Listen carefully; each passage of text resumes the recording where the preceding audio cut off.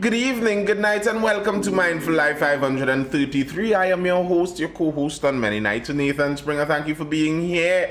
It is presently 10:41 p.m., a late start in the beautiful Twin Island Republic of Trinidad and Tobago. The 30th of October in the year of our Lord 2025. Good night, Spankalots and Zero Effect. You're here again, and I appreciate that. I am here again too. So we are both here again. We can talk, and it's a Thursday. In case you don't know, that's what we do on a Thursday is talk. We are on Mindful Life 533, I believe it is. And to be honest, I wouldn't be surprised if I wrong check somewhere inside of there. Don't hold my word on it that we have a definitive unbroken train of numbers going up to 533. I think I missed some, so very likely it's more than that. So we've been doing this for some time now. If you're now joining in, make sure you subscribe over on YouTube. Nathan Spring over there on YouTube. You can subscribe and catch all of them. You could go back even to 2022 and all of that. See what we were talking about back then. See if I was as critical of the last government as I am of this one, or see if there's some bias there. See if you could see where my party card is. Recently I was in a discussion over on X, the PNM safe seat of Twitter, and I was informed by someone over there that apparently I was paid in the last election. I didn't know that, and my family didn't get those checks. So whoever owes me the checks for last election, according to the Twitterati, please send them. I'd like them. Should we act like a real country and demand more out of CARICOM, or we leave or put tariff on them? I don't think it would be a good idea to attempt to make an enemy out of CARICOM. I don't think that would be wise. Boy, I want to know. I want to know where my contracts. I want a place. I hear people getting placed on boards and getting placed in different government. Apparently, I was a paid propagandist. I am sure, according to who you ask, they would swear I was a paid propagandist for one side or the other. If I am that skilled to be paid by both sides to be a propagandist, that would be a good day. Listen, if I could convince both sides of politics that I am on their side and they both pay me just to talk, I'll be a happy man. I'll be a very happy man.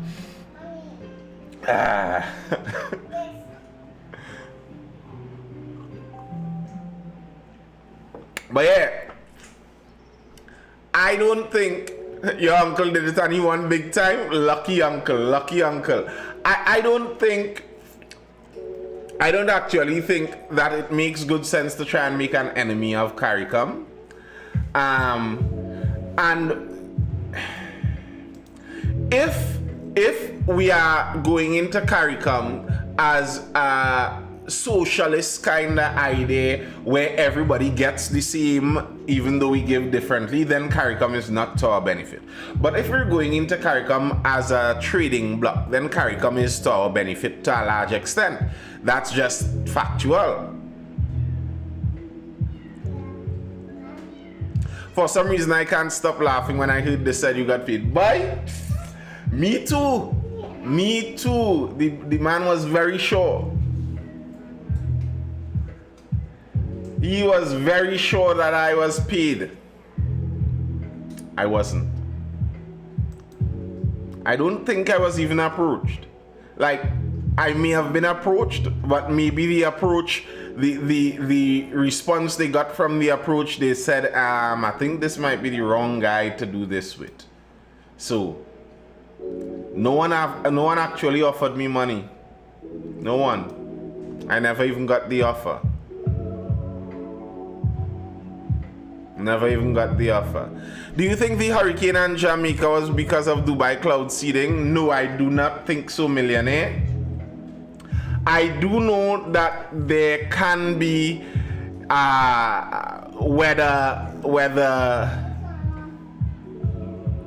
weather forming that happens. I know that technology is out there. I don't disagree with that. But also we know that the Caribbean has been getting hurricanes since we've been checking such things. So yeah, yes, I am Mr. Shakes, Nathan Springer everywhere. Yeah, I mean, like, I like a good conspiracy too. Don't get me wrong. I like a good conspiracy. But, I mean, we get the hurricanes every year. Those are kind of... Jamaica getting a hurricane is not exactly the strangest thing we will see for this year. You know? Those things happen.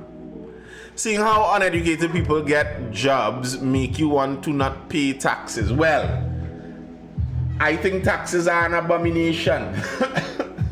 Listen, anyone who has ever had, especially if you're into business, entrepreneurship, and it's something as such where you could see the money come in and you have to check that tax money go back out, anybody in that position, it changes your view automatically on how government is run. If you have to pay personally out of your pocket for the government folly, I follow OSINT Defender. Ooh, you made a puzzle. Lovely. Lovely. I do follow OSINT Defender. I don't know what their latest was it on Venezuela. I know there are kind of military. They're a military stalker, if you will. They keep up with military stuff. So yeah, I do follow them.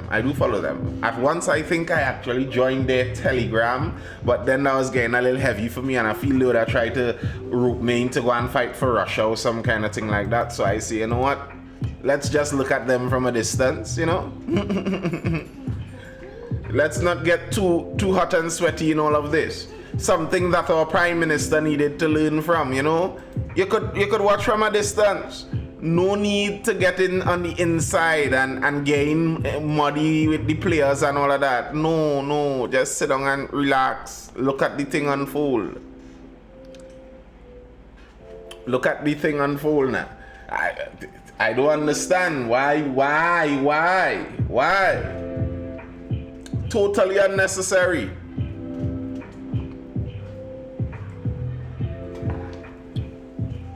Unnecessary. You know what that is like? That is like you're playing all fours, and your partner, you now go to ask your partner, why are you in Trump there, boy? And he come and he swing out a jack, first rounds, and throw it on the table. And you're like, partner, you don't know what I have. I don't know what you have. We don't know what them have. We even build a good strategy yet. You just throw out the jack. Now, yes, you could end up winning a 10. But you could also end up with the jack hang. You're in a kind of predicament. No. Oh, well, I understand the queen instead of the jack. But if Trump pushed that hurricane to Cuba after MindFULL, he could retake all of the Americans by 2020. Well, you know, Trump doesn't hide his expansionist goals. He is that kind of, I mean, he's a real estate tycoon after all. He understands land value. And he was the one that spoke about Greenland, acquiring Greenland. He spoke about Canada, and I think up till now he still occasionally refers to Canada as the 51st state. Listen, if we jump back into the world of conquest, it's going to be a scary and interesting time. Like all the words that our dear leaders all over the world say, those words have zero effect if people really want to just use violence to get their means forward. All the words are useless. All the protests that were being protested about what Israel did and didn't do inside Gaza, the protests didn't stop any of the deaths. The protests didn't stop any of the deaths. The deaths continue. Long story short, they're going to bomb certain strategic ports and airports in Venezuela. I don't doubt it. I don't know.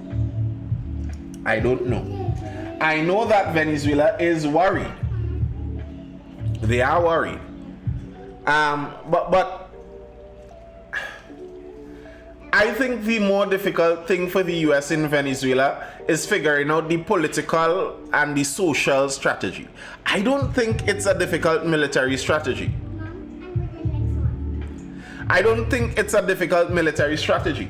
If we were in the culture, in the global culture of the 1500s, the US would have been done with Venezuela already. It's just that they can't actually just go in and do what they want without an actual cause. So yeah, I don't think the military part is the hard part. The part that they have to figure out is how do they get it to look like they are the good guys.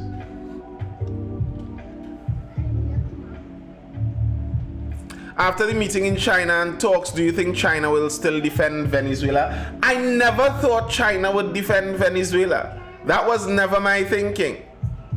Never. Like, where have we seen any of those countries really go to bat for the others? Where have we seen that? Like people talk about, look at how the United States left Ukraine out to dry. And that's not exactly true. If the United States, and by extension NATO, which is really the United States, left Ukraine out to dry, Russia would have conquered them in the 2 weeks that they predicted.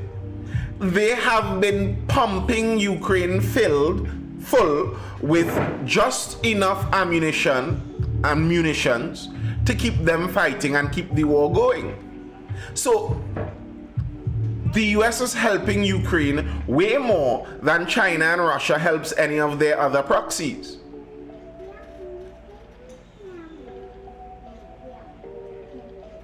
They weren't going to help Venezuela.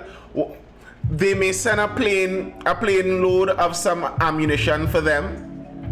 They may send some drones over for them, some cheap drones that they don't have use for. Because bear in mind, if you listen to the geopolitics of military talk, you recognize that all of these countries are stock taking and stock keeping and stockpiling and keeping in mind how much each country has. So what is going on in Russia? They're keeping a check. Russia is using a lot of their kamikaze drones, so they don't have any more in that. And then Russia had to go get some from Iran, which worked out really good for those who are into that thing. They're like, well, Iran lost some of their stock there. And the reason they don't want to send too many Tomahawk missiles there is they don't want to deplete their stock here. It's about stock. So if you send all of your best weapons over to Venezuela to help them, you're losing weapons on your own. No one can predict military outcomes. The days of conventional warfare are over. I disagree. I think the days of conventional warfare will never really be over. I just think there's additional warfare in the mix. So I think it could still be predicted. I can predict it, generally speaking. If there's a kinetic fight here, it's going to go a certain direction. But there are other considerations to put in. I think if a deal is struck with Maduro, it won't be the real Maduro, but a lookalike planted by USC.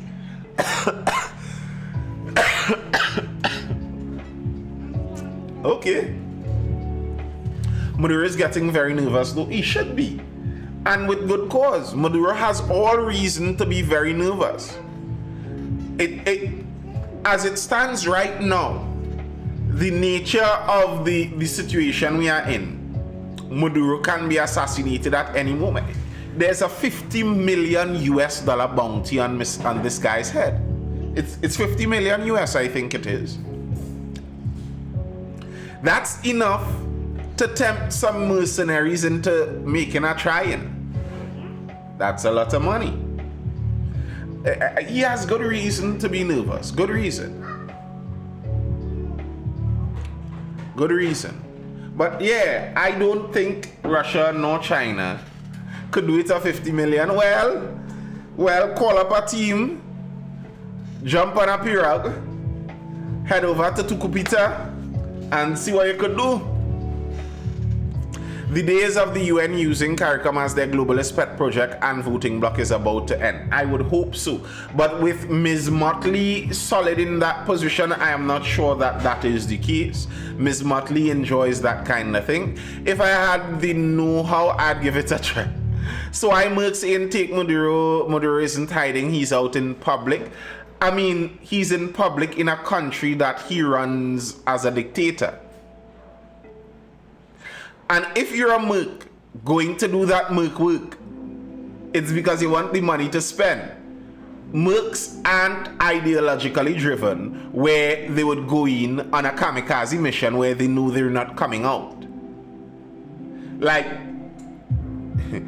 because you see Maduro dancing and spinning on the stage doesn't mean there isn't an army in tow. Mr. Shakes, I have 2 babies that I happen to love and I want to watch them grow up, so I'll pass on that. Lots of any I know here are looking forward to Trump removing Maduro so they can go back home. Yes, I know that too. People forget his president Hugo Chavez, who came to power in 1999. Venezuela did not need foreign oil. Of course they didn't need foreign oil, But what does that have to do with anything? Do the bounties really work? I don't think they work much anymore. I think that was for a time long gone. Because even the tininess of the world that we have right now with social media and information technology advances, it makes that whole thing a much more difficult thing.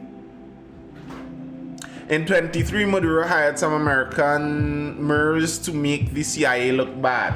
Well, I ain't know about that. I know he said he caught some alleged mercs that were working for the CIA allegedly, and he said that they gave him some information that the CIA planned a false flag attack. Now, I find that story to be dubious. That story sounds very iffy. You happen to intercept some CIA contractors and you just get them to talk. And they didn't talk about their mission necessarily. They talk about additional missions. Nationalizing the oil industry made the economy crash. Yes, to some extent. Now, here's the thing, and this is, for me, the problem with socialism. I don't think nationalizing the industry caused it to crash. It's that when you nationalize industries, you put it in the hands of politicians, and politicians aren't good at running businesses. Because in order to be effective at running a business, you have to be sensitive to the feedback you're getting from your customers. You have to be sensitive to the feedback you're getting from your customers. And politicians aren't that kind of sensitive. That's a full of lies story. What's a full of lies story? What is? That governments aren't good at running businesses.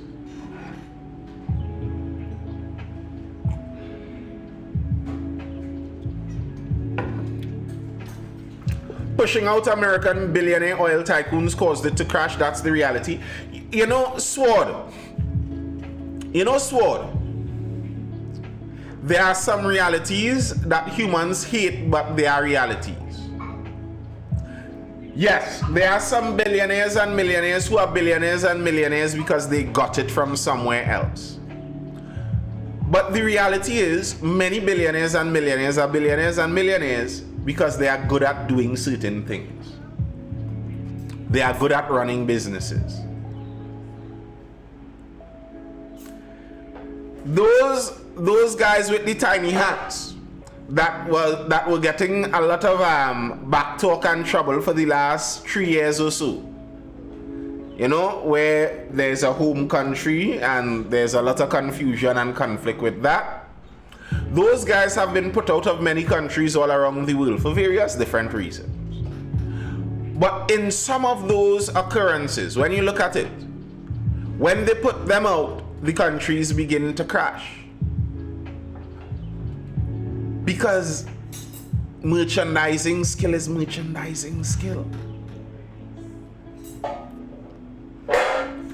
If you were to take Ansa McCall and say it's unfair because this family keep running this thing, them shouldn't have all of that, and you give it to some random family in Tacarigua, the chances are very likely they will run it into the ground.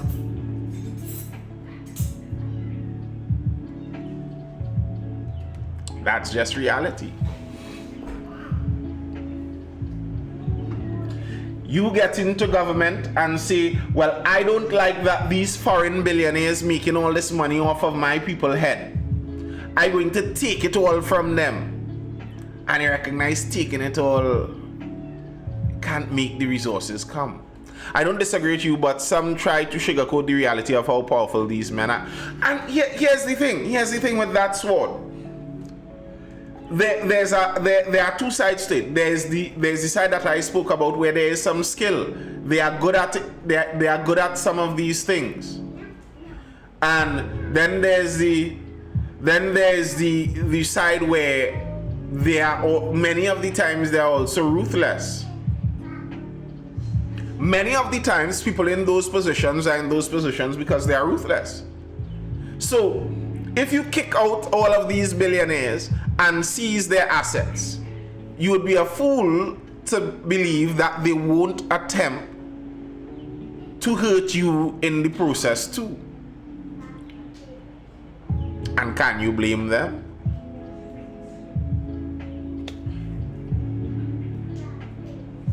Can you blame them? It's a Thursday, people, and we're talking. If you're feeling to jump in the chat and say hi, you can do just that. You can do just that and have a discussion here, live and direct. Streaming live on TikTok and on YouTube. You know, we have to start back getting that multi-stream out to Instagram and getting everyone. Oh, Ronnie, what is the word? Oh, hi. I'm doing laundry, I guess. I don't know why I say it like that, washing clothes. Nothing. I was thinking about all that is happening in the world, in Trinidad and Tobago. We are. Is it too early to think we in trouble? Yeah. I think it's too early to think we're in trouble. Really? Yeah. And if we're in trouble, I don't think we're in any more trouble than the average country out there. Well, that's... But I don't like where we are. Because, I mean, when you have our Prime Minister making all these reckless comments, not only to Venezuela, okay, fine, Venezuela is a toothless dog here, let's call it that, let's say that. We're not saying they are, but let's say that. But then you're making enemies of our good neighbors, even though everybody should know, I have said it and we waited too late. Trinidad was supposed to exit CARICOM when we had money. Now that we have no money, where are we going? Well, when I say we don't have no money, we're not in as good of a place as we were back in the day when we used to be everybody in the Caribbean, we used to have it back. You know what I'm saying? If you understand what I'm saying. Mm-hmm. Back since then, that's when we should have left CARICOM because the return wasn't beneficial to us. Instead, we stayed, and now that we could use some of their help by way probably of them teaching us how to run to be able to be a profitable asset to Trinidad or something. We are now making enemies of these people. Like, what? Are we okay? Well, is our Prime Minister okay? because it just sounds so weird to me. I think part of the reason I don't think we are in that much trouble is because of the nature of modern information. When people are criticizing these things, the CARICOM nations, the Caribbean and Venezuela, they aren't criticizing Trinidad or Trinidadians. They're criticizing Kamala. Yeah, but they can't get to her. And that's the thing. Get to her in what way? Like in any way. If they have to okay, let me say, if they decide, okay, you know something, what we're gonna do, well, probably not CARICOM or CARICOM, because the way how things are going to happen in Trinidad and Tobago, our manufacturers are not going to be as competitive, right? So, considering all the things that they are now going to have to pay a little bit more for, so it may be better for them to seek manufacturers outside of Trinidad and Tobago, and they may get somebody in America or in China even, that they could get goods at a much more affordable price than us. Our manufacturers are going to do what? Be competitive. That's what they'd have to do, be competitive. Now, that's a possibility. But I don't think they would switch away from Trinidadian local manufacturers based on what Kamala says. They will switch if there's a price change. Okay, great.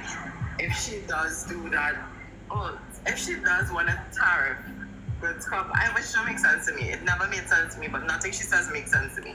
But tariffs will be on them importing things to us, exporting things to us. Mm-hmm. So it's not going to cause a price increase on our manufacturers unless Jamaica puts a tariff on our goods, or unless those other CARICOM nations put a tariff on our goods in reciprocal.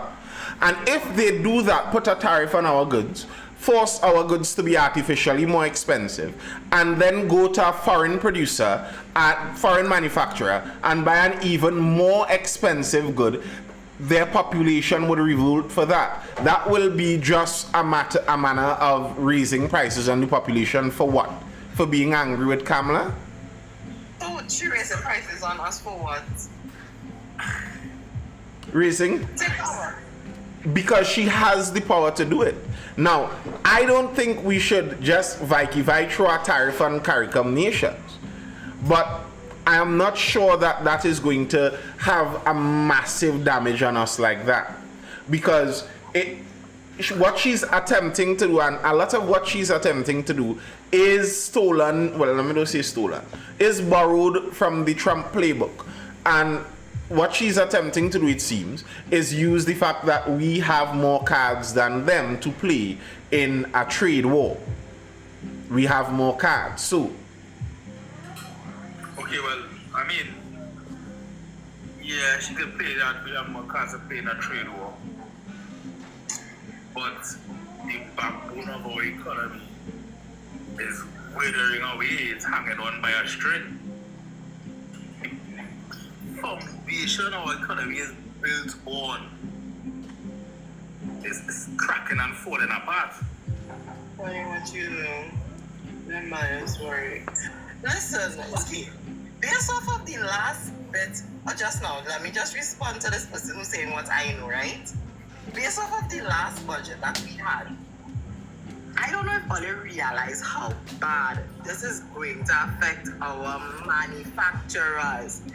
The price increase on electricity only affects manufacturers or the business community because it wasn't for residential, right? The price increase, the NIS increase, that affects who? Employers, because they pay 2/3, employees pay 1/3. So therefore, their operational costs went up, right? So can you not see how much more expensive everything is going to be? And then to export, is also going to be expensive. So therefore our competitiveness drops. Or do you not understand? Lyndon, I don't even know. Lyndon. How is that CNN propaganda? That is basic maths. Mathematics is this. This is maths, right? I am operating at X course. X course is now 2X. What do I do? Not charge 2X more to my customers? Make it make sense.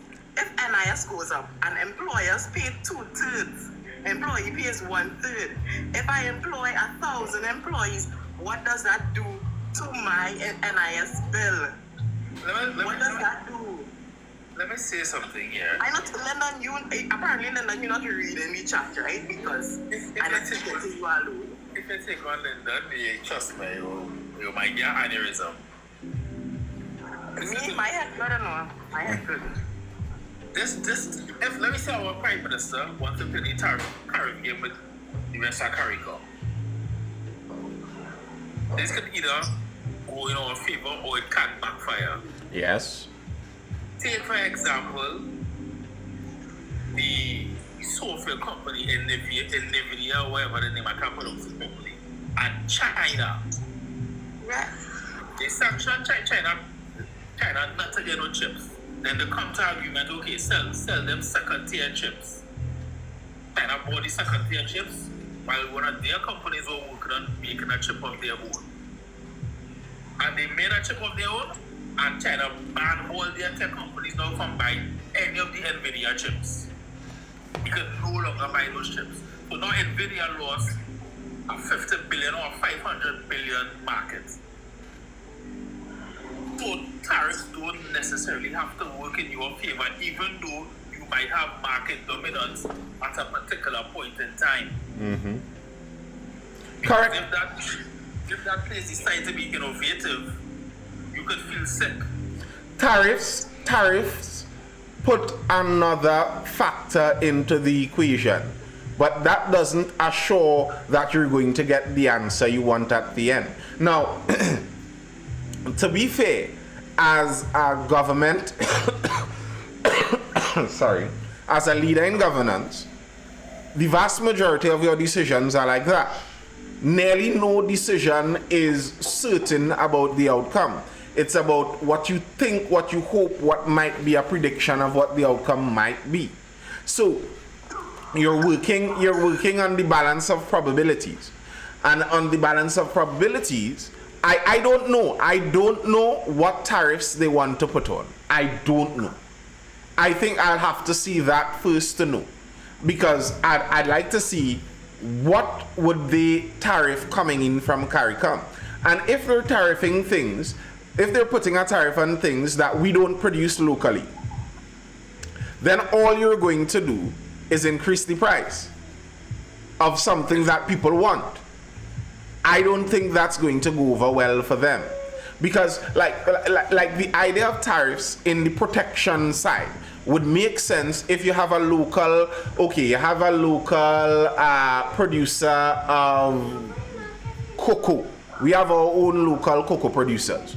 But some of them are smaller, they don't have the economies of scale of some of the massive cocoa producers. So we tariff all Brazilian cocoa trying to come in because we know they could be bringing cocoa, they could be planting cocoa by the hectares, so their price would be so cheap, they would glut the market and kill out our local farmers. So we put a tariff on that, so that if you have to buy Brazilian cocoa, you would end up paying more to the government in taxes. That's basically what the tariff will be.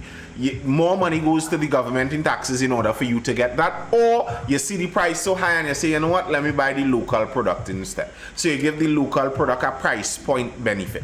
That's the idea. Now, if you're talking CARICOM goods, how many CARICOM goods do we have here that are competitive to local goods? And if we don't have many like that, then what are you going to tariff from CARICOM? Red Stripe? Wrong provision. I still trying to figure out what the previous administration did to boost our economy. I could have answered this much better probably a few months ago. But they did do quite a few different changes in attempts to boost the economy in different directions. They did some work with the Exim Bank to attempt to have special lending criteria for SMEs.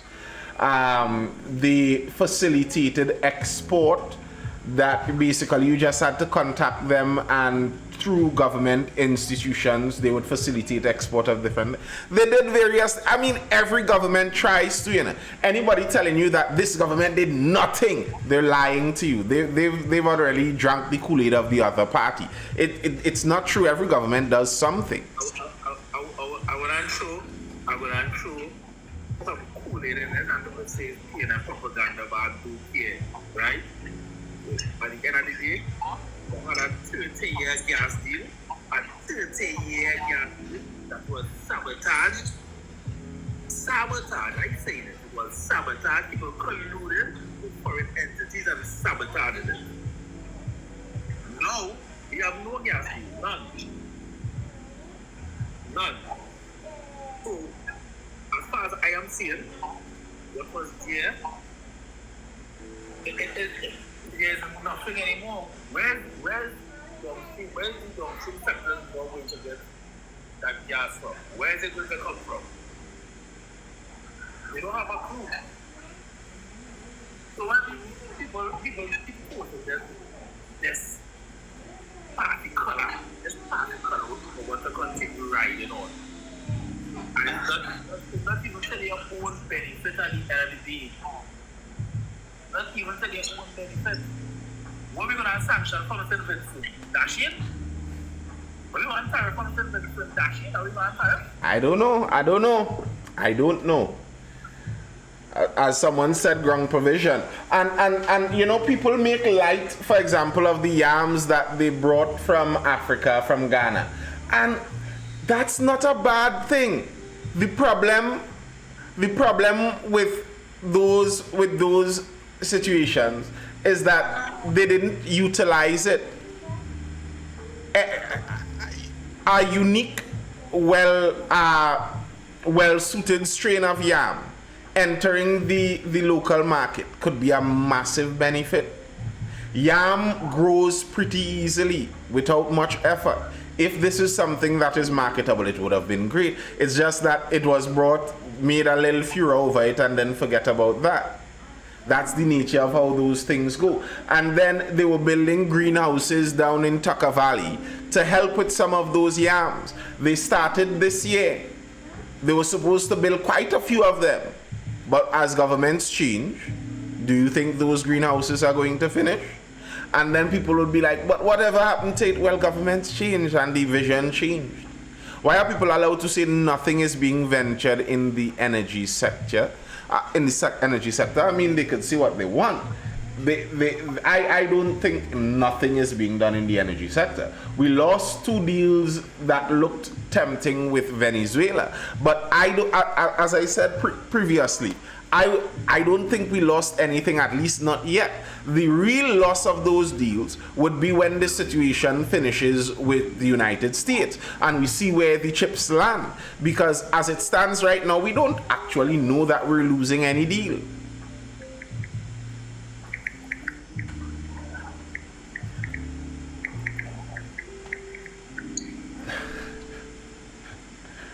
One with VE apparently country with a leader who cares about nothing but himself. Well, it wasn't one with Venezuela. I believe it was 2 deals with Venezuela that fell through. And the act of sabotage that he would be referring to is that the opposition, when they were the government, when they were in opposition, actively tried to get those deals cut multiple times. Nathan, how many Trinis actually understand the Venezuelan situation? I don't think many do. I don't think anybody understands the Venezuelan situation, because I don't think I even fully understand the Venezuelan situation. No one fully understands the Venezuelan situation. It's not something that could be understood like that. Ronnie, what were you saying? I said Lyndon Mack understands the Venezuelan situation, because he does one sit down with Kamala and Maduro and Young and everybody, so he understands. Like I've said this for the week already, I don't even think Tanti Cams fully understands the Venezuela situation. You think that Trump and Hegseth and those boys call Tanti Cams before they do a strike and inform her, actually we have been following a boat since it left the shores, and we suspect that there are 11 people on board, and we intercepted a phone call coming from the boat confirming so and so. You think they're calling Cams and telling her that? No, I don't think she has any great set of information more. The Honorable Prime Minister is being played. The Honorable Prime Minister is being played. That's all it is. And I say Honorable Prime Minister, I'm being very respectful. It doesn't even matter. Trinidad should need to pivot quickly if we want to stay afloat. And that's just the truth. Pivot how, Ronnie? Figure it out. We need to figure out something, because at the end of the day, and this is the problem we have been having for years and years and years and years. We have never pivoted from oil and gas. We continually use it, and we continually blame one another for not diversifying, right? And maybe this is the time where we are forced to diversify. It would be the time where we have limited resources to do so, but we will, I think, Trinidad, I still believe that Trinidad is a resilient country. So long as we don't get blown to smithereens, I think that we will survive this.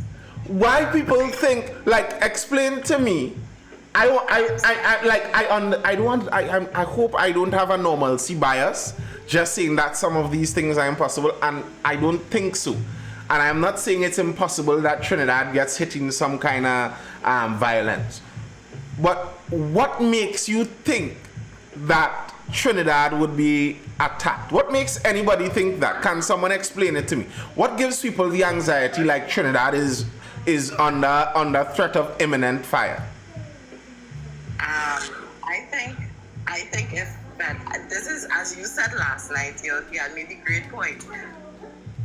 If a man gets slapped, right, and our next man laugh, and the person who gets slapped went to the man who laughed to rate, right? That could very well happen here. When I say, I just saying it could, I never say it would. Mm-hmm. But think about it. The smaller person, you could bully them. So if I may not be able to reach where I want with America, but you know what? You see the brethren down there, I could swing for them. That is a possibility. I agree with that, Ronnie, and I said that in terms of rhetoric and propaganda. That's a whole different level than actual physical war, because in the same analogy of a bad man slap you and the next man laugh. You ever see the game where they send the little boy to harass you, for you to do the little boy something because they're waiting to beat you up? You never see that one? Yes, of course, but at the end of the day, the little boy will have a big slap across his face. Granted. But wait, before that, you think Venezuela doesn't know that? Have you heard what Venezuela's main paranoia is? A false flag attack in Trinidad waters. They are worried that an attack occurs near Trinidad that they are blamed for. Why do you think they are worried about that? Because they know and understand that if any bomb goes off anywhere near Trinidad waters, it's on. Yeah, but then, okay, go ahead. I don't ever think Venezuela will attack Trinidad. That's not going to happen. Uh-huh. What their Minister of Defense said, and listen to the words that he used. I know. Reprisal. Allows the launching of any attack or any operation against Venezuela from our territory with then a legitimate target. Yes, Sword. I remember reading that article, but here's the problem with that article. Gaza. Gaza is the problem with that article. Yes, It's not Venezuela. just now. If an attack is launched from Trinidad and they do a reprisal that hurts Trinidadian civilians, it's the same situation they're in. And they know this. They have been saying this over and over. They are aware of this. That's why if you look at the Venezuelan propaganda, they're talking about unidad, unity with Trinidad. Our brothers, our hermanos, we have unity in our history. We have been together throughout all of history. Don't allow Kamala to come and cause the US and their neo-colonialism to separate us. They are trying to get in friction with Trinidad. Here's what I'm worried. Here, for me, and I said this before, for me, if I'm worried about violence from Venezuela, this is what I'm worried about. If what the United States and Tanticams and they are saying is correct, that these people are the heads of multiple cartels out there, then what I would be concerned about is the cartels causing friction. If the cartels start to turn up the heat inside of Trinidad, where Venezuela has plausible deniability, but the chaos causes problems for Kamala, that's what I'm worried about. That's what I could see happening. But for Venezuela to raise up some missile battery, turn it towards Trinidad, and launch a rocket would be the single stupidest action. It will be the single stupidest action they could make. If you corner an animal, they are going to retaliate somehow. Retaliate against Trinidad? Like, show me any instance in global history where wars occurred like that. No, what I'm saying is, the Venezuelan Minister of Defense was, he didn't say he's going to attack Trinidad. He said, if Trinidad and Tobago allows any U.S. military action against Venezuela from their territory, they will become a legitimate target, which by the international law that nobody will respect in 2025. Correct. It is correct. And furthermore, Nathan, the government of Venezuela is within their rights to speak the way they are speaking. They didn't 21st big stone and people are they didn't 21st big stone. I am not saying they are outside of their rights, you know. This has nothing to do with their rights and their wrongs. This has to do with pragmatism. And most dictators are primarily pragmatists. They aren't really ideologues. Dictators, for the most part, they are pragmatists. They will throw away any ideology that they need to throw away for them to stay alive. The surest way that the present Venezuelan regime falls is by doing any active attack on Trinidad and Tobago. Anita, before we get the whole playbook, before we get because we are about to get, let me say this, right?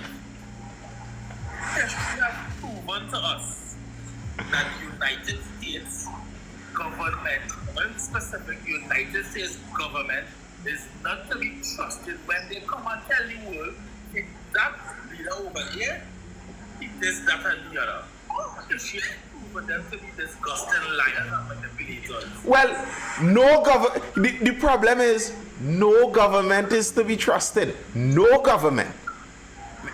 No government has proven themselves to be trustworthy. So no one should be taking a government's word for anything.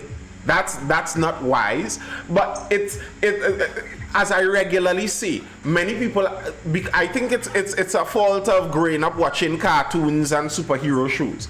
Many people think once they identify someone who might be a bad guy, well then the other person they're facing must be the good guy. I've said this over and over, it's a common thing. I feel I'd have to print that on a sheet. It's not bad guy versus good guy. It's bad guy versus bad guy. Bad guys all the way around. All the way around. So to try to make it seem like one is the good and one is the... I'm not buying that. So I am not looking at this for the moral stance on it. I believe that the United States is doing this for their own long-term economic selfish benefit. Yes, I do.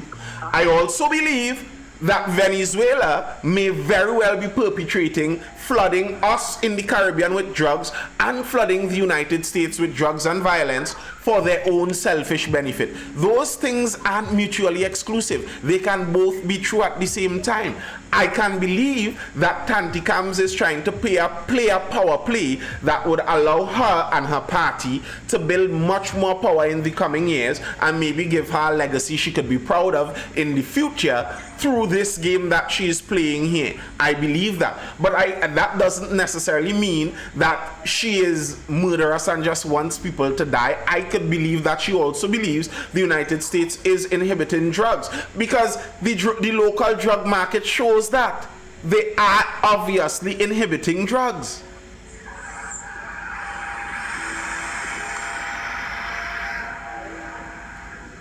Not narcotics, but cheap oil, that's the narrative. They don't need Venice. Oh, geez and ages. The ignorance is annoying me sometimes.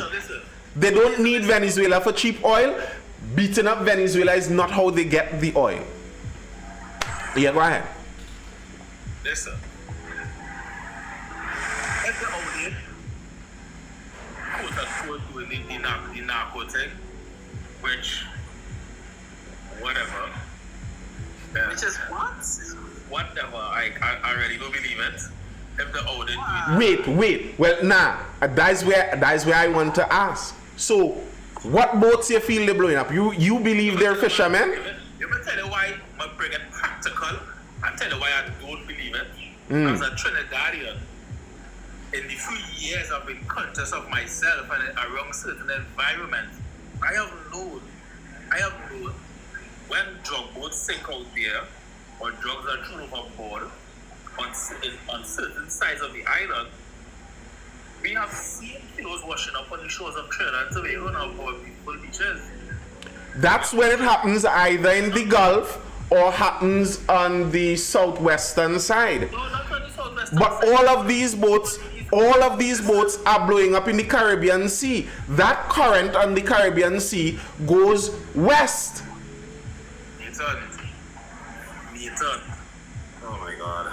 But wait, I'm asking Sword. So you think it's fishing boats? You think that the US and all their satellites and drones and all of that, you think it's fishing boats and fishermen, they're just murdering randomly out in the Caribbean Sea? My honest opinion? Mm-hmm. I can't. When it comes to the intent of war, the intent of regime change and these kind of activities by the United States, I can't swallow information that they give out. I can't. You see, and here's the problem. And this is why many people get tricked. Because you think that propaganda or trickery has to be a lie. I've said this about locally. Very often, when police locally, our TTPS, when they do a shooting and kill somebody, almost all the time, they kill somebody involved in the underworld. But just now, let me finish my point. They killed someone involved in the underworld, but they may have done it illegally. Now, the reason those things have a strange correlation is because when they do it to someone who is already out there, it's much harder to punish them for it. And that's what I think is going on there. I think if these men were fishermen, actual fishermen, Al Jazeera would have had a personal story on every single one of them by now. Nathan, let me clear something up for you. The one in the comments saying you and Lyndon Mac. I, as a fisherman, I, as someone who worked on tuna boats, can tell people here in case they don't know sometimes you see French naval ships, Dutch naval ships, topping tuna boats in international waters, search them for narcotics. And when I tell you the depth of the search, they will make you empty your entire ice hole. They have equipment they bring on these vessels to check the hull. They make you empty your entire spool. So seeing vessels and getting stuff from vessels. So Sword, all right, yes, but Sword. So the man from Las Cuevas that was caught. Sword, stop. The man from Las Cuevas that was caught a few years ago doing the same thing. He changed his life and start fishing now. I wouldn't know. I don't know the man. You see, this is my problem with this. This is the dishonesty. It's the dishonesty, man. What I'm trying to get some individuals to understand is, right? Come on. There is known history and known instances of naval vessels. I ain't talking about Trinidad and Tobago Coast Guard, you know. Naval vessels stopping tuna boats, what is called mother boats, on the sea and searching them. So there is no need. Because no fishing boat can battle with no warship. There is no need to be shooting boats or the water. Obviously. Listen to facts. If it is only claiming there is narcotics on these vessels, because brother man, they could stop here. We've seen them done it on multiple occasions. Listen, Sword. They spoke about this already. You know, if they stop it, here's what's going to happen. You have a court case. And they don't want a court case. What they want is for you to understand you can't do this, otherwise you're dead. No, what they want is an excuse to say XYZ leader is a cartel boss. You see, this kind of folly amazes me, and it works so well for evil people. For evil people, all they have to say is America wants me dead, so that means I'm a good guy. So all of a sudden, Maduro can't be a cartel boss. These men who obviously running drugs can't be running drugs just because America against them. Like, what kind of foolishness this is? You can't prove anything by the killing people. How you doing, brother? I'm good, Lyndon. All is well? Yeah. Let me bring you across to the theory of common sense now. Okay? We can't do that. Which fishing vessel in Nigeria? Check something. Calm down. You had a chance to speak, and everybody you just change your a yellow picture.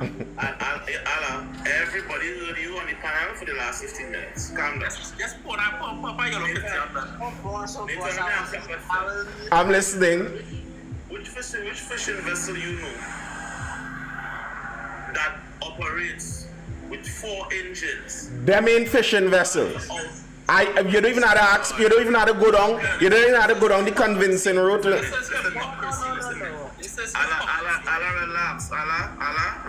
You had your chance. Respectfully, I came to speak to Nathan. Allow me to give my contribution. Nice, good. Which fishing vessel you know directly? Arms are boats with 4 engines for a particular speed when they know they're ready out there to fish. It's not. And to answer Hezzy George, so America is judge, jury, execution, and it, and that's not a war crime, I think you mean. And this is why I said on Twitter, and this is what caused people to see that UNC pay me last election. But this is why I said on Twitter, Trinidad has too much empathy to get that El Salvador style of crime reduction. People want to see, we see you selling drugs, but no, we have to spend 10 years and carry you through court and all 50 different appeals before we could get you behind prison, because that is the just cause, you know, justice and due process. So we could see you killing people. El Salvador had 6,000 murders. It dropped to 114, 112 solved. But some of these people will jump up and say, no boy, what about the rights? So 6,000 people have to dead every year for you to feel like we fair now when there's democracy and justice. Former Prime Minister stood up in Parliament, when a deceased former Prime Minister stood up in Parliament and questioned where the finances came from for a particular mansion, everybody stay silent. Nathan, we're talking about the Islamic crisis. A man who never was in life, Tobago and Venezuela. Yeah, tell me about the sea. Listen, Nathan, let me ask you a question. On a real note, right? Mm-hmm. If you watch the card that is being played now, you have seen a Maduro government that has set up all of Venezuelans. Put up it as a camera for the world to see. Never once have you seen the current and the present administration try to speak to the people of Venezuela, because where it comes to the avenue of their sovereignty, she has no business in their involvement. The problem with us in Trinidad is that many persons do not understand the Venezuelan conflict enough to understand why we had almost 48 million Venezuelans fleeing Venezuela. Didn't the Minister of Defense sit on Al Jazeera? Just relax. Didn't the Minister of Defense sit on Al Jazeera? Sit on Al Jazeera network and interview and say President Maduro is not a legitimate president? Did the Minister of Defense sit on Al Jazeera and say President Maduro is not a legitimate president? Yes or no? Yes or no? I don't know that statement. I have not seen that. I have not seen Algeria's statement. I have not listened to Algeria. You know what's my problem as you all go back and forth here? What my problem is that gets me so heated is you don't need to eat the dog feces of believing that obviously bad guys are good guys in order to say the US is also a bad guy, and I don't believe everything they say. I don't believe that the United States is most concerned about drugs. I don't believe so either. I don't believe so. But to attempt to mama guy me and tell me that obvious drug runners aren't drug runners, just because the United States has ulterior motives, you're trying to sell me feces and tell me it's good food. Like, it's obvious. And when you reach that level of delusion, that's how you end up with the woke district attorneys and stuff who have the belief that what criminals need is love, and then they will do no more. No, there are criminals out there too. Like, That's what I'm saying. But jeez, man. By that standard, with allegation of corruption, what should we do with them? By that standard. How many Trinidadians do you believe, Nathan, really understands the agreements we have? Because remember, there are people who are saying the Prime Minister should have remained silent, that we should not have put our mouth in the business and side with the United States. But then we also have treaties and bilateral agreements that allows for us to be able to share information and for us to be able to collaborate, because at the end of the day, Trinidad and Tobago, although it's a sovereign nation, also rely on these relationships to get things happening. Mm-hmm. How many Trinidadians do you really believe understand what these agreements consist of? Obviously, we don't understand all of them, but I am also in the camp where I think we could have shut our mouth a lot more. Like, Guyana is much more, or should be much more angry with Venezuela. But Guyana has played this a lot more diplomatically than us. I think, just a moment, I think Mrs. Posad Bisesa set herself up to be placed as persona non grata, as the primary target in Venezuelan propaganda. And I've been saying this all week. It is obvious that Venezuela, the Venezuelan administration, is running a propaganda scheme on Trinidad and Tobago. That is obvious. And it's unfortunate that many Trinidadians seem to be particularly susceptible to leftist style propaganda. Those things are true. However, Tanti Cams set herself up for that. She didn't need to do that. That was a self-inflicted wound that wasn't necessary. You know, I think you could see that she knows she was wrong. She stopped. For weeks now, Tanti Cams ain't chucking her mouth in the Venezuela issue. But because she chuck her mouth in it bad at the start, now everybody running you down for everything to say on every issue now. This wasn't your place. So let me see if I understand what you are saying. As a sovereign nation, we who have the right to be able to collaborate with international entities for the rights of our defense of Trinidad and Tobagonians, our leadership should have remained silent based on saying, if Venezuela decides to attack another CARICOM nation, that she's going to lend support to the United States, she should have remained silent on that. No, she should have remained silent and kill them all violently. She should have remained silent and shoot first, ask questions later. That's not. Who is them? Who is them she referring to? It don't matter. It don't matter. Because that was the foolish statement.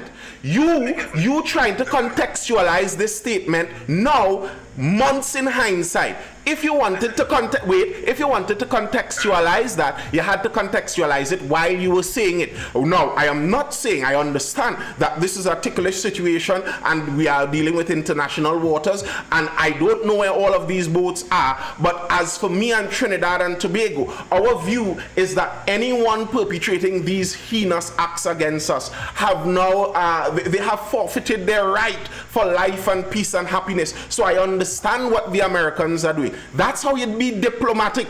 Kill them all violently. What? So let me say this Sparta? Let me say this to you, and I understand why persons love to play the gray area, right? Here is the facts. Here is the actual facts. No criminal not coming to kill, to murder you. Nice. No criminal. And persons who are not law-abiding do not care about the avenue of the law. So, at the end of the day, if it becomes a situation whereby we have narco-traffickers trying to invade Trinidad and Tobago's waters, and that they are running high seas for committing organized crime, which at this point in time, we are spending no taxpayers' money to get done.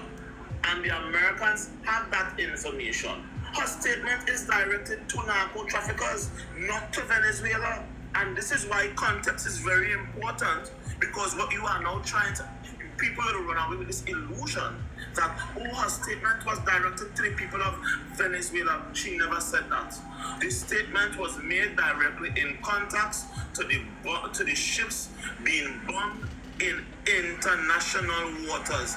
And she said directly, kill them violently. What is literally wrong with that? At the end of the day, literally, if they are running drugs and they are a threat to the country, what do you expect the army to do? If they were on Trinidad and Tobago, so in Trinidad and Tobago waters, and the Coast Guard said to you stop, and you decide to not stop, what the Coast Guard supposed to do? Not shoot? Man, listen. Here's the Lyndon. You're putting plenty words there, but you're not dealing with the statement I'm saying. Diplomacy means you have to be careful with your words. If you look at the fallout right now, it's obvious she wasn't careful with her words. That's quite obvious. And to try now to contextualize in hindsight, I believe she was talking about the narco traffickers. Here's the problem. There were people at that very moment saying those aren't narco traffickers. It's a it's a contested thing. So it's like if a police shooting happened in Trinidad and the family is still saying these guys were innocent, and the police are saying, well, we think these guys were criminals. No court case has shown anything. If the Prime Minister comes out after the police killed 5 fellas in a car and say, it's good for them, kill all of them violently, how you think that would be taken in Trinidad? Even though the police said that these guys were criminals, because it hasn't been proven, it's not known, you're supposed to balance on the side of not celebrating and enjoying death. And then combine that with your fellow man who said that India is going to nuke Venezuela for us. Listen, these people need a lesson in diplomacy. Okay, Nathan. So let me take to the statement that you said, and based on the example, then I want to say to you honestly, then you're conflicting yourself. How? And let me tell you why you're conflicting yourself. At the end of the day, police director that is operating on the land, then we have something called due process. America taking an international operation outside of Trinidad and Tobago's borders. Whether or not we made the statement based on the fact that there is something currently happening outside of our borders at the end of the day, literally, we can't hold our government responsible for that things are happening outside of our marine territory. Wait, don't go down that road. This is called a red herring. You're trying to branch, you're trying to branch off. We aren't talking about holding Kamala responsible for blowing up the boats. No one is talking about responsible for blowing up the boats. We're talking about responsible for her words. And here's the problem, Lyndon Mac. If you say within our borders on the land we have due process, the reason you're going into the same problem of that kind of thinking, where due process is some kind of magic. The reason we have due process is we believe that people shouldn't be killed unfairly. If we believe that, that should extend to everywhere, because that's the moral position we hold. And that's why we say we don't celebrate death like that. And that's why that was a horribly stupid statement. Kill them all violently as the leader of a country where these people don't belong. These aren't even your citizens. You're saying kill them all violently. And then you follow it up by giving orders to your Coast Guard, to shoot first on sight. You don't forget that piece, and then you follow it up with one of your henchmen going on international internet and say that that India is going to nuke Venezuela for us. What? How do you excuse these things? Like, sir, take the yellow out your gullet and then think it through clearly again. I don't like to mix words with gray areas. Killing is violence. Killing, there is no way to justify killing as a correct thing unless it's self-defense. Every time you hear about the avenue of murder, it is violence. So, what? We went and say what? Let's kill them nicely. At the end of the day, literally, we understand the heated avenue of the statements. But the fact of the matter is, if we are saying no as a country, listen, the United States, we need to know the information as to why these boats are being bombed. Then, if we want to go that hard route, it's fine. However, to say at the end of the day, because there are things that are happening outside of our country, that speaking to it now is going to allow another country to want to invade us because of the statements being not speaking to it. Don't be dishonest with what I'm saying. I never said she shouldn't have spoken about it. I never said she shouldn't have taken a side. Let me make myself clear on this. I said previously for this week already that I do not think any other government in Trinidad and Tobago would have done, as in actions, would have done anything differently or could have done anything differently. Any government would have done the same. Okay. Yeah, but they would not make them statements. Bam. And that's my problem. Not the doing. Like USS Gravely come in and the children go on board. I don't have no problem with that. I understand how the thing work. If the US doing covert ops and had things running in Trinidad, I don't have no problem with that. I understand how the thing go. But the words. Let me tell you how we all sound like. Because she made this statement, this is what put us in conflict, literally, with Venezuela. If we are making war, or a country wanting to say, we will attack you based on you making a statement of war, versus international allegations that is being levied against a government that says we have first-hand information, we would have caught some of your operatives. We would have started certain trials in a state called New York to say we have these information against you for your previous general. Versus a woman who said Killian Valley that calls us into war, then I say we are. I never said it will pull us into war, and I've said this over and over tonight. I don't think Venezuela is going to attack. When the senator directly made the irresponsible statement, and I deem it very irresponsible, what was the first thing our government did? We distanced ourselves. That wasn't the first thing. They took about a day and a half before they distanced themselves from that statement, so it wasn't the first thing at all. What was the first thing that was done after? Nothing was the first thing that was done. For about a day and a half, 2 days. It had have nothing. The woman came out firstly when she was asked about it to media. And Days later, not the first thing. Nathan. Yes. The point of the matter is, the Prime Minister was asked about a statement. Remember, the Senator never made this on any official forum. He took to social media, and it was on social media. Social media is as official as it gets. Donald Trump announces invasions and airstrikes on sovereign countries over social media. Nathan, I'm saying directly, when Donald Trump puts out a statement, he puts it out as the President of the United States. You cannot compare what Donald Trump did to what the senator did and say the senator who came to his public platform to have a conversation did it as Senator XYZ. No, you can't. Everything he does is as Senator XYZ. Lyndon, wait, pause. Lyndon, pause and listen to me. Lyndon, wait, pause. Like, honestly, take a pause and self-evaluate and tell me if in all honesty, full honesty to everybody in the chat here, you don't think you're being a little biased just because you have a political lean? You don't think so? No. I don't like to say I'm a bias because I have a political card. That's nonsense. Okay, because you out here excusing a man that bringing a foreign country and nukes. You out here excusing a senator. You out here excusing a senator that bringing another sovereign country to talk about another sovereign country and nukes. Yes, you are. You know want to know what's the excuse? He was on his.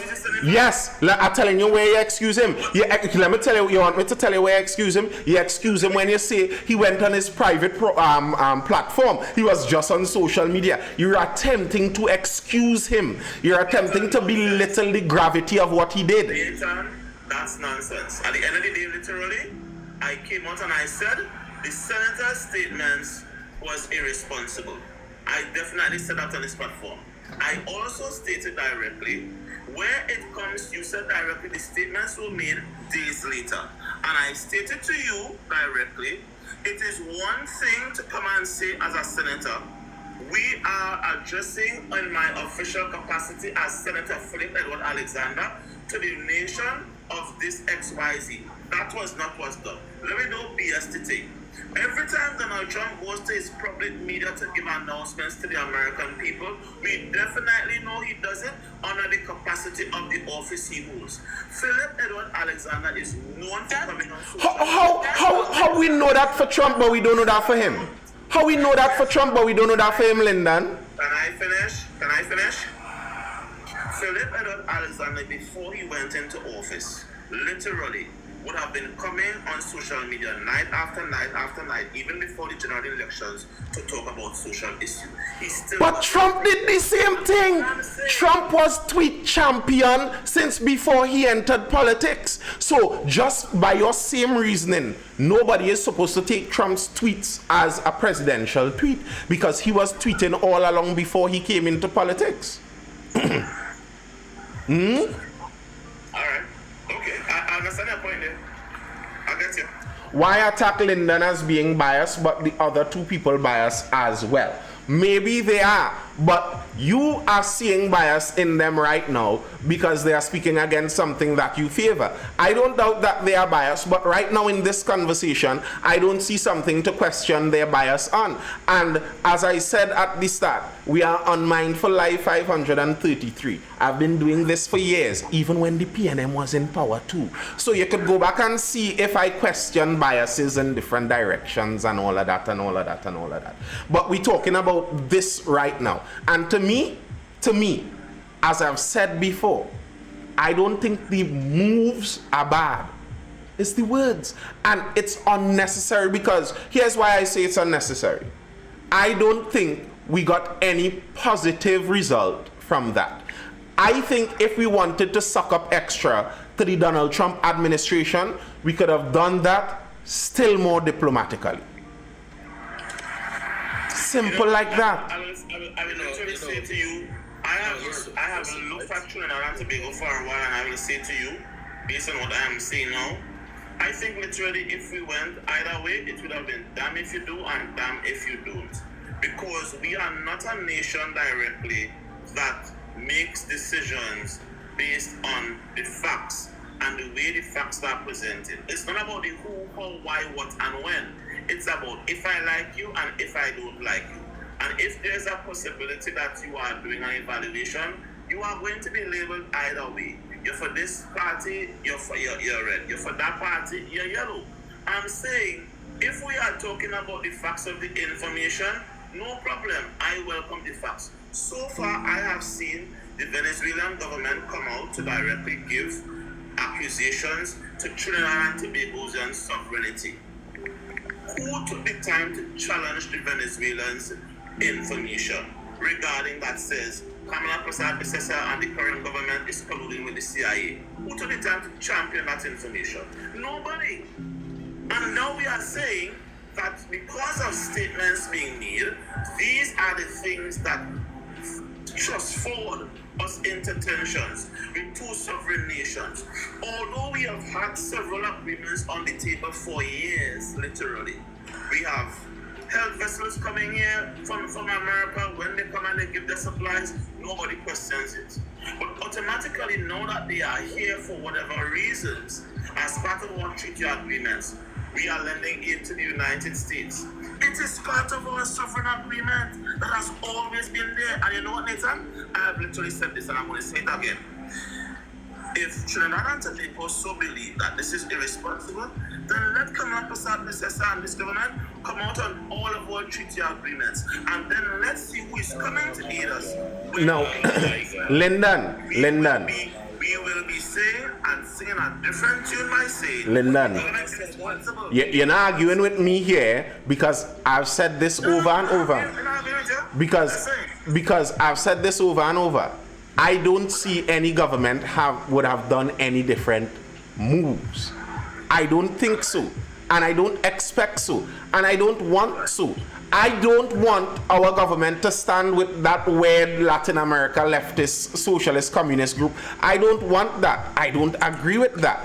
And I am actually in the camp more against these people who are so fiercely anti-American while we live in the ease of American imperialism. And most of these people would not want to live anywhere else. So I find that ridiculous. I agree with you there. I have said, as I said, my theme for this entire week is the fact that Venezuela is obviously running propaganda on Trinidad and Tobago. And I think it's a negative thing. I don't think it's a good thing. If you look at the protests, for example, remember, Venezuela is a dictatorship. That man is an authoritarian. There are no protests that occur organically in that country. So when you see city after city with protests with Kamala's face and horns and all of that, this is something coming from the government. And if it's something coming from the government in some latent form, that is an attack. Venezuela is attempting to influence Trinidadian politics through propaganda. Now, I agree with that, and I don't think it's a good thing, but that doesn't change the fact that I think Mrs. Prasad-Bissessar put herself on that radar through her own words. Nathan, here what I'm saying, listen to this, right? For the last 9 years, previous administration, under a Trump administration, also under a Biden administration. The issue with Venezuela was ongoing all that time. The then leader, the then PM of Trinidad and Tobago,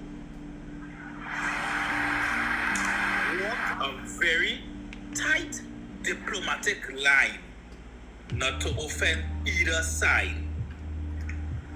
Not to offend either side, because at the end of the day, you have to do business with both sides. We got a new administration after the election. One of the first comments to the media was, "Dragon dead." So that alone, yeah, remember, you're no longer campaigning, and you're no longer opposition leader, you're now the prime minister. You're not responsible for the nation well-being. And your utterances in the public sphere is being scrutinized.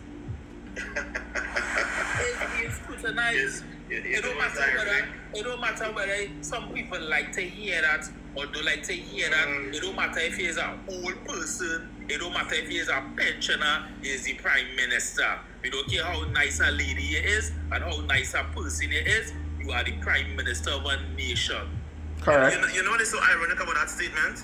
The former prime minister, whilst he was literally also in office, made a statement that says, if you wake up tomorrow and you see directly you lose your job, count your cook. It's not the same thing. Why all of us want to play tit for tat at the end of the day? He was in office and he made that statement way before he was walking out of office, because they knew there were violations of things literally to come. New administration came in, the license come and get lost. Why do you love to pretend? This is not with hypocrisy. It was there, it was made literally before he moved ahead and put Stuart Young as prime minister. Only they didn't come out and chastise it. I spoke on diplomacy. I don't care about all that. I spoke on diplomacy. Of course they wouldn't care about and it. your utterance No. as the leader of a nation. I shouldn't have to go back through all of this, and I don't like to generally, but just so you know, one of my main things, and Ronnie would know, so would Sword, because he was here many of the times. One of my main grouses against Dr. Rowley was his kind of diplomacy. And I have said since the election that basically every speech that Mrs. Prasad Bisesa gave is usually on point. It's her general short interviews where she gets in trouble. But her speeches are usually quite on point in terms of for the kind of politics that she's playing. For the kind of politics she's playing, usually on point. And my problem with Dr. Rowley very often was the way how he spoke. I didn't find it very becoming and diplomatic also. So it's not a new thing for me to say that. And in this case, there are serious ramifications right on the edge of this. Now, someone previously said I'm taking the overseer's side because of some reason. And you know, it's ridiculous to me that people sit in a battle between European right-wing politics and European left-wing politics, choose European left-wing politics, and somehow believe they have distanced themselves from European heritage. They are somehow the liberated mind because they choose the politics of a German racist named Marx. Like, so you aren't any further away from the overseer. Maduro and those guys, those are Spanish names. Do you know where Spanish comes from? The country of Spain. Spain is not in South America, in case you didn't know. So Venezuela is kind of just as much a neo-colonial project as the United States. I think he didn't care how he spoke to the lawyers, but I can't see Rowley risking with my life like that. I don't think Rowley would have spoken like this on the international stage about that issue. I just think Mrs. Prasad Bisesa was way too flippant, especially at the beginning. She leaned a little too much into the support of the United States. She came out too excited in that US support. Now, as I've said before, I could see the game that she's playing, I think, by throwing her eggs in the US basket. That's a path to play. It is a path to play. However, it isn't a sure thing. This could turn out in the end. I would like to see both in a kind of interest, just for the interest of it. I'd like to see if she lands this, if regime change occurs and she's part of the transition team as they go through together and redevelop Venezuela into a forward-thinking, progressive society. Well, if she gets that, or if this all blows up and Maduro makes a deal with Trump and the US leaves, and now she just remains persona non grata. Nathan, let me just say this to you. Venezuela would have issued persona non grata to several people over the last 3 years. Let us deal with Kamala Prasad Bisesa's choice in, let's just say, however she leaned. And I want to say, let's just say she would have remained somewhat neutral. The fact remains, right? We are looking at trade wars happening all over the world. Do you think Trinidad and Tobago at this point in time could play the trade war with the United States currently as it is now? Lyndon, I am not saying stay neutral. We are not neutral. The PNM wasn't neutral. The fact that they wait, let me finish. The fact that they went for the OFAC license means that they weren't neutral. We were already playing according to the US playbook. We already sat in the US lap already. We already on the US side. We already on Team America. We are already on that side. We would have been either way. We still would have been. The problem isn't about staying neutral because, as I said, we were already waiting for the license. If we wanted to stay real neutral, we would have said to hell with the US license and go and do what we want to do. So we aren't neutral anyhow. I am talking about the words. Yeah, I hear what you're saying, but I wasn't on the avenue of neutrality. I'm saying, based on the position that Trinidad and Tobago would have been in now, do you think we would have been ready to entertain a trade war based on the decision that the government need would to. have made? Lyndon, are you not listening? You saying the same thing over and over and over and over. Whole night you saying the same thing and you saying the same thing. Let me say something else, please. Ronnie. Hi. Some of you all are making it seem as if her remaining silent would have not affected a decision. So, is the US cutting off Guyana? Wait, Lyndon, is the US cutting off Guyana? Lyndon, is the US cutting off Guyana? No. There we have it. Simple as. Hear what I'm saying? We would have been in a position, literally, which would have started by saying, one, Trump started to hit us with tariffs. Agree? Everybody. For what? Everybody was across the board. Guys. Just now. Nathan, question to you. Yeah. Yes, everybody with tariffs. Trump started to hit us with tariffs, correct? Okay. We're not talking about everybody. We're talking about Trinidad and Tobago. Yes. Started to hit us with tariffs. Yes.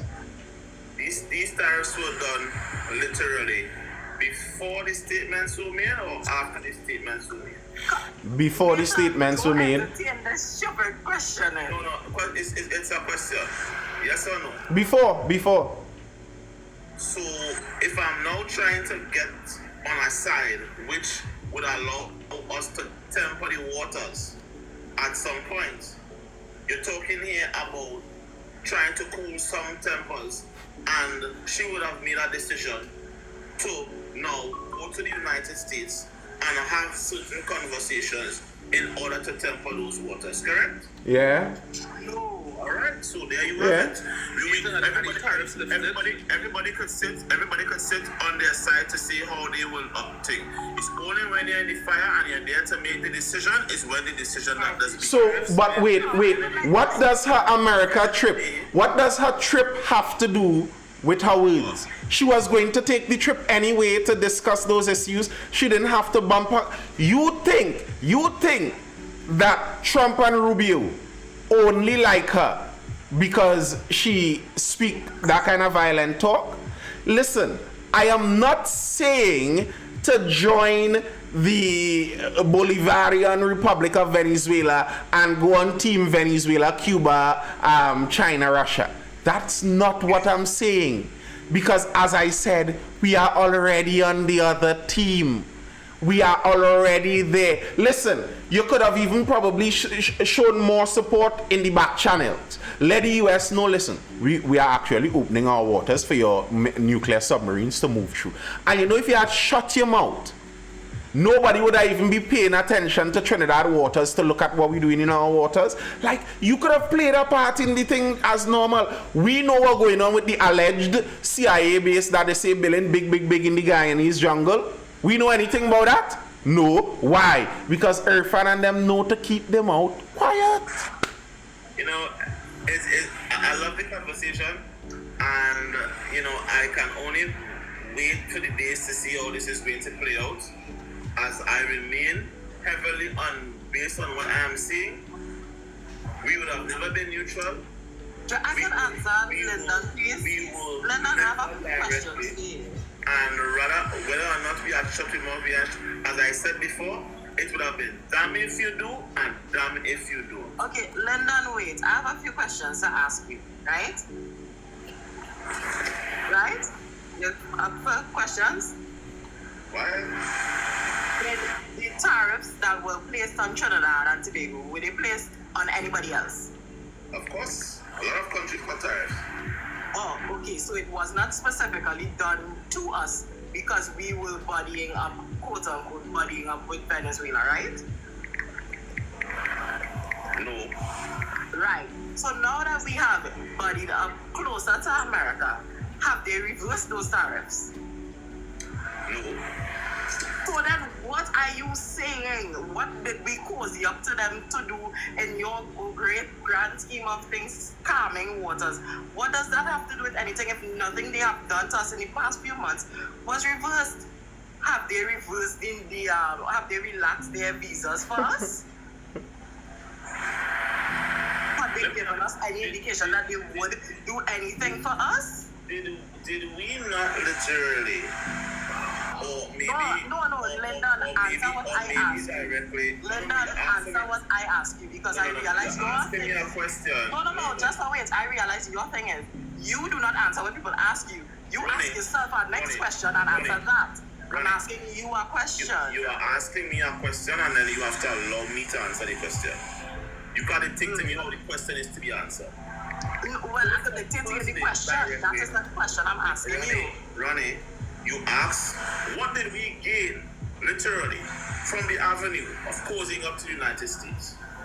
I can safely say here, we took the chance to go to the United States and they granted us the idea to go to Venezuela and negotiate the avenue of the license. The same license that everybody went up and jumped and said, oh, we lost the avenue of this specific license. But isn't it the same license that they did not want? Isn't it the same license that they did not want? Lyndon, is it the same license that they did not want? Lyndon, was it not the same license that they and said that we were not supposed to have? Lyndon, let me ask you, is it not the same deal? Is it not the same license that they celebrated we lost? Will you allow me to finish? You asked a question, and I'm saying directly, we would have lost the license before we went to the United States. We came back from the United States, and the first thing that was said to them and was announced to the world is that the government went ahead, and after negotiations, we were granted the idea to pursue the idea of the Trump and Gas deal. But Lyndon, you don't find Lyndon as a big man, Lyndon. You don't find that a jokey thing as a big man. Why is that not true? Let me tell you why. I, as the United States, let me tell you why I think that's a jokey thing. I, as the United States, planning to go and launch a military mission against this administration, and I give you permission to go and figure out a license against the administration that I'm going to depose. And 6 months at that. You don't find that jokey thing as a big man? You think that's just part of cake game they do for politics to go home and show them this, go home and show them this. So listen, don't get me wrong. I'm not saying the games don't look like the games that are being played. However, so how is it a benefit to us? Let's not directly forget that you see, this is why I tell people I like to deal with the timelines and things that were said outside of people directly feelings. Because what the first thing the Prime Minister did when she came back to the Republic of Trinidad and Tobago, what did she state? She stated directly she is willing to go to Venezuela with their team to finalize the idea of the license and negotiate the idea of the drug and gas deal. And things flared into tensions after that fact. But Lyndon, the people who give us the license is the people who flared the thing into tensions. They gave us the license with full knowledge that they were planning that. In fact, the man who is responsible for making the announcement on the license is the same man who they say is the chief instigator of this kind of action in South America, Rubio himself. So when he was telling Camps that very likely he would have already been in discussions about the actions to take place down there. So how is that some kind of bonus to give us and tell us, all right, well, you could go to Venezuela and negotiate with the guy that we plan to take out in the next 3-4 months? What is that kind of jokey thing? That sounds like a papi show to me. Now, to answer this guy who said that we are in bed with the United States, yes, we are. We have been for a very long time. That's the way the world works. That's the way the world has generally always worked. There are big fish and there are small fish. You could attempt to be a small independent fish, but usually they are murdered. Very often, as a small fish, you have to balance your relationships with the big fish. That's how it goes. Maybe out of time when I throw some big stone. All night you out of time. Do you believe? And I could put a disclaimer if you want. Do you believe that the United States, all I said, was their outside interference and collusion in our previous elections? From the time you start, I know where you're going with it. What I would say for that is I think I wouldn't say it's not 100% possible is what I would say. I would say the US has done such things before. Exactly. Also, there's a latent reality that because the US is involved in so much aid and help, every country basically in the world gets a budget from the US government per year. If you're getting their money, 100% they have influence on your country. So without a doubt, the United States does and has always had influence on our local politics. The fact that it seems that now one side is more in favor than the other makes it very interesting. I don't know. But anyway, people, that's all we have for now. It has been Thursday Talks, first time in a long time. It's been a while, people. It's been a while, but we back. Sword, we back. Sword, that was you, not your brother. No, that's my other brother. Are they real similar? Sound the same. Wait, what? This is not Abdul. Yeah. It's Abdul, right? Yeah. Yeah. But for a little while, his brother was doing a little work with me. So you see, when I telling people in the live that I have work, I not talking mama guy talking. More than one person hit me up and more than one person got work from that already. So when people tell me like, where's that, Ronnie? Except me. You never. Because you're sexist. You never hit me up for no work, Ronnie. And Ronnie, you ain't working for the government. Until again at 10%. One more year was greedy. This scenario illustrates why Caribbean islands population around the world needs to be paid for slavery. I despise that idea. Who is going to pay who for slavery? There are more slaves right now than there were at the height of African chattel slavery. Listen, if they want to send 100,000 US, No, sword. Let me be real. If they're sending it, I ain't sending it back. I mean, if they send it, I take it. But if we're talking about reasonable and logic, it doesn't make sense to me. And I don't think we could solve issues like that. I just don't think so. I don't think so. I now coming to say I could mix cement too in it. Nisi, I highly doubt it. For some reason, you know, I highly doubt it. Anyway, people, that's all. What's that, Ronnie? I say you don't believe in us, woman. No, I don't. I'm sorry. I listen. I work for myself. Nobody can fire me. I ain't no cover for my mouth. I'm sorry. I ain't want no woman on my construction site. Woman on the construction site is trouble. Real trouble. Real trouble. You know what that? 100 trillion pound is a fair price for centuries of free labor. Trillion? Nice. Start back slavery than pay Any day. They jump back on the ships and head out again. That ain't 100 trillion pounds. Listen, if they're paying, it will be an amount that isn't hurting the people that don't want to be hurt. And then the sad reality is, if they're paying, very likely they'll take it from some middle class people somewhere in the country and give it out. It's not like the wealthiest people are really going to feel that pinch. Anyway, I out. I'll see you guys again later today, Friday, for the next Mindful. Wait, I'm not sure actually. We'll see if we'll see each other. Until then, people, later, hold it down. Stay good, stay well, stay inside, outside, sketch a whole set of mosquito. You know why mosquito in my place? Every Thursday in Central, they're taking current. Every Thursday. So you had to open the whole house to get a little breeze. And no mosquito. What is this with these corporations spraying for mosquito 3 o'clock in the morning? Where's them real seed?